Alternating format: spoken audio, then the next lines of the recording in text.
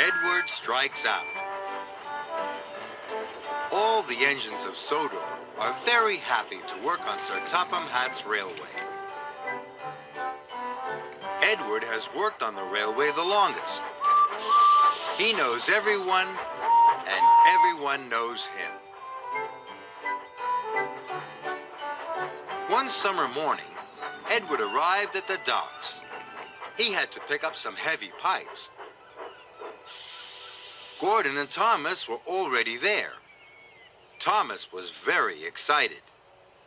A new crane had just arrived on the island. "He looks so strong," puffed Thomas. "I'm sure he could even lift you up, Gordon," he chuckled.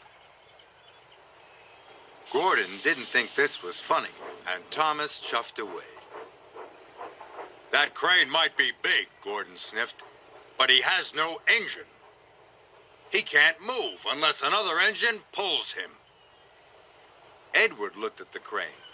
Gordon was right.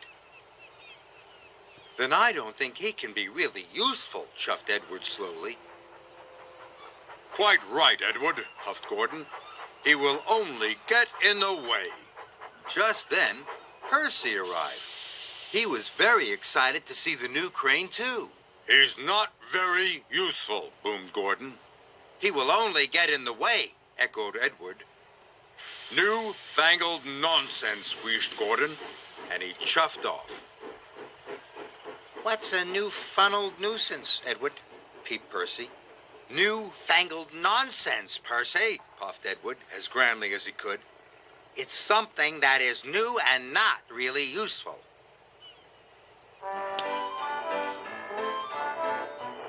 Edward's freight cars were right next to the new crane.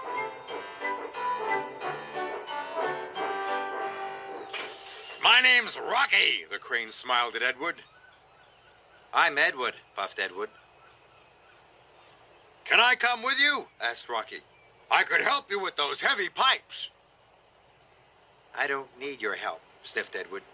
"New-fangled nonsense." And he puffed off quickly, before the pipes had been properly tied down. Edward was approaching a signal. He was thinking about Rocky, and he was going too fast. Suddenly, the signal changed to red. Edward screeched to a stop, but the sides of the freight cars collapsed. Steel pipes toppled all over the tracks. "Bust my buffers," puffed Edward. He looked at the heavy pipes and wondered what to do. Thomas had said Rocky was very strong. "New-fangled nonsense," huffed Edward, and he asked his driver to telephone for Harvey. Harvey puffed and chuffed as fast as he could to the rescue. Harvey started to move the pipes, but the pipes were heavy. He could only lift them one by one. "This is going to take me a very long time," gasped Harvey. Just then, Thomas and Emily arrived. They saw the pipes. "We have to get through," tooted Thomas. "Why don't you go and get Rocky?" No, whistled Edward. "Harvey is doing a fine job. We must be patient." "I don't like being patient," pouted Emily. "We have a very important job to do." Then they heard Gordon. He was going fast. Then there was trouble. Gordon hit the pipes with a loud crunch. He came off the tracks. It was a terrible mess. "I can't lift Gordon," sighed Harvey. "He's too heavy." "Edward, we need Rocky," tooted Thomas. Gordon sniffed. "New-fangled nonsense." But Edward knew this was a disaster, and he knew that Harvey couldn't lift Gordon.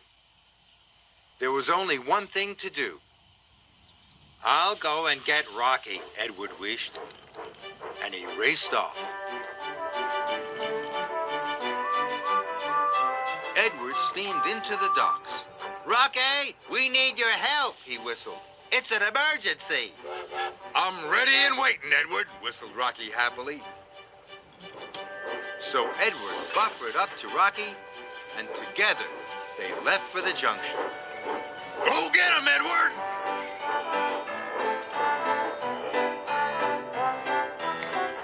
Edward pulled Rocky up hills and down valleys.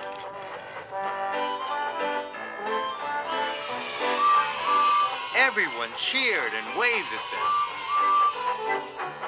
Edward felt very proud to be pulling the newest arrival on Sodor.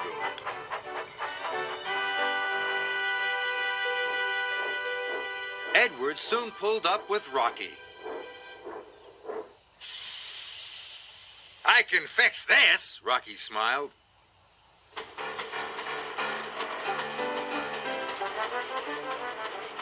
And with his mighty crane arm, Rocky lifted Gordon back onto the track.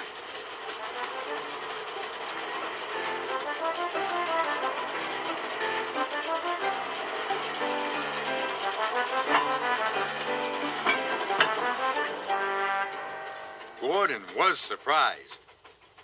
Thank you, Rocky, he huffed. Good work. Then Rocky lifted all the pipes off the rails. The job was done in no time. Gordon and Edward were very impressed. I was silly to think you were newfangled nonsense, wheezed Edward to Rocky. You might be new, but you're also really useful. Welcome to our island. And everyone tooted and cheered for Rocky.